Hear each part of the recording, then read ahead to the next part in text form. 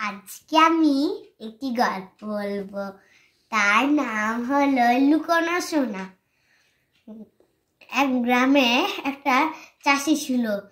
সে বড়লোকের মতো হলেও সে অনেক গরিব ছিল। তার 5 বিঘা জমি তো ছিল, কিন্তু সে কাজ করত, কিন্তু অনেক কম কাজ করত। সে অসুস্থ ছিল। তার এমন রোগ উঠেছিল যে আর বাঁচার কোনো আর আশা নেই। বুড়ো বাপটার ছেলেকে ডেকে বলল যে, বাবা, আমার যে 5 বিঘা জমি আছে, 10 বিঘা, 5 বিঘা 10 বিঘা, ওই জায়গাতে আমি লুকিয়ে রেখেছি সোনা।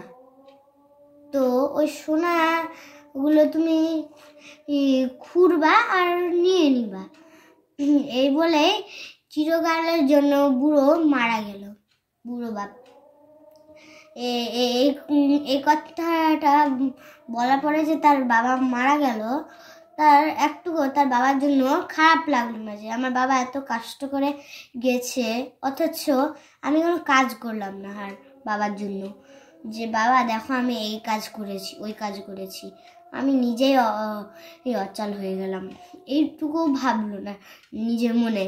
তার সোনার কথা শুনে সে 8 ঘন্টা ওখানেই দাঁড়িয়ে থাকলো। তারপর সে তার বাবা মারা গেল, তো তাকে কবরস্থানে দাফন করে দিল। তারপর সে লোভে তার বউকে বলল যে, বউ দেখো, বাবা তো বলে গিয়েছেন যে আমাদের অনেক সোনাগুলো রেখে গিয়েছে 5 বিঘা জমিতে, তো আমি ওগুলো একটু ঘুরে আসছি।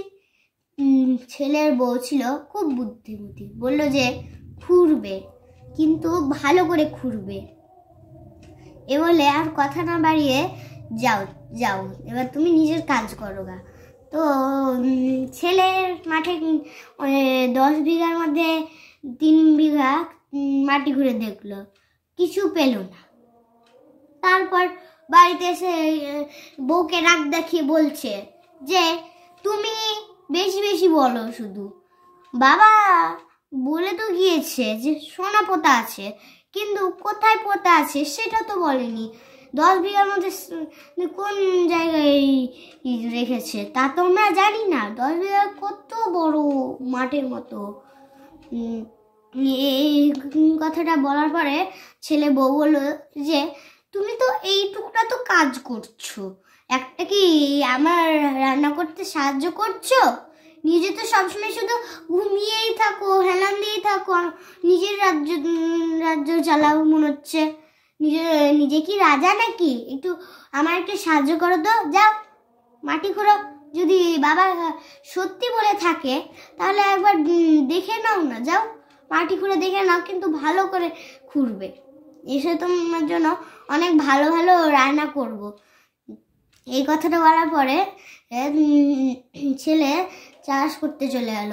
তো চাষ করে আসলো, এবার সে 7 বিঘা জমি চাষ করলো, বাকি 3 বিঘা কাল করবে বলে রেখে দিল। আর বাড়ি ফিরে এসে বউকে বললো যে, আমি 7 বিঘাও দেখে নিলাম, অথচ পেলাম না। তোমার কথা মতো আমি ভালো করে খুঁড়লাম, তাও পেলাম না। তো বউ বললো যে, বাকি 3 বিঘার মধ্যে থাকতে পারে, তাও ভালো করে খুঁড়বা। তো পরের দিন সকালে আবার সে মাটি খুঁড়তে চলে গেল। মাটি খুঁড়লো, এবার আর পেল না। এবার সে রাগ করে বউকে বলল যে, আরে তুমি বেশি বেশি মিথ্যা কথা বলছো, হয়তো বাবা আমাকে বেশি বেশি মিথ্যা কথা বলে গিয়েছে, বাবা রেখেই যায়নি। তো বুদ্ধিমতী ছেলের বউ বলল যে, আচ্ছা তুমি নাকি ভালো করে খুঁড়েছো, শুনলাম তোমার বন্ধু তোমার সঙ্গে চাষ করছিল, আমার বাড়ি একবার এসেছিল, তো বলেছে। তা আমি বলছি যে তুমি যখন ভালো করে খুঁড়েই ফেলেছো, তাহলে বীজগুলো লাগিয়েই দাও। তারপর এই কথা শুনে সে লাগিয়ে দিল। তারপর কিছু মাস পরে খুব ভালো ফসল হলো, সে বিক্রি করলো, অনেক টাকা উপার্জন করে ফেললো। ঠিক এতটা তো এতটা নিজে পরিশ্রম করে যখন বাড়ি ফিরলো তো বউকে বলল যে দেখো বাবা সত্যি আসলেই আমাদের জন্য ও সোনা পুঁতে দিয়ে গিয়েছে।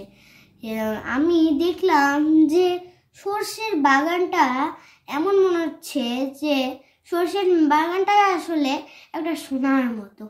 বাবা আসলেই আমাদের জন্য অনেক কিছু করেছে, এই জন্য আমিই দায়ী। আমি সবসময় ঘুমিয়েছি, শুয়েছি আর শুধু লোভ করেছি। এত কিছু আমার করা উচিত ছিল না।